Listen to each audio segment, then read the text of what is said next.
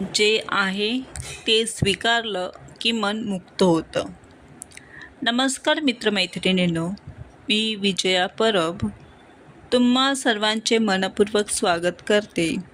स्वामींची छत्रछाया या माझ्या यूट्यूब चॅनलमध्ये आजचा विषय आहे आवडणं आणि स्वीकारणं यातील फरक. आयुष्याच्या प्रवासात आपण अनेक गोष्टींना आवडू लागतो, कारण त्या आपल्या अपेक्षांशी जुळतात.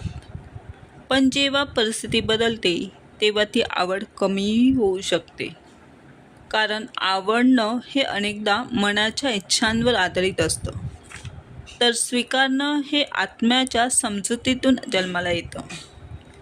आवडणं आपल्याला आनंद देतं, पण स्वीकारणं आपल्याला शांतता देते.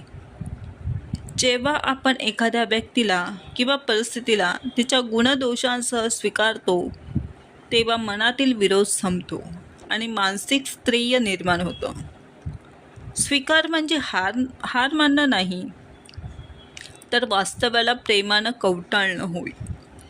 स्वामींच्या मार्गदर्शनातही हे सांगितलेलं आहे, जीवनात जे घडतं ते आपल्या आत्मविकासासाठी असतं. विरोध सोडून स्वीकार केला की मन हलकं होतं आणि भावनिक भार कमी होतो. मानसिकदृष्ट्या पाहिलं तर अपेक्षा जितक्या कमी तितकी निराशा कमी, आणि स्वीकार जितका जास्त तितकी अंतर्मनाची शांती वाढते. स्वीकारामुळे अहंकार विरघळतो, नाती अधिक गहिरी होतात आणि जीवनात समाधानाची अनुभूती येते.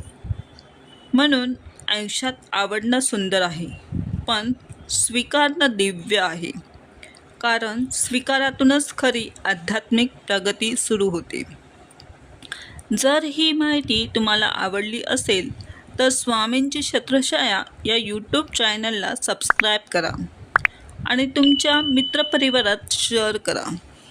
पुन्हा भेटूया अशीच नवीन माहिती घेऊन. तोपर्यंत हसत राहा, आनंदी राहा आणि म्हणत राहा, श्री स्वामी समर्थ.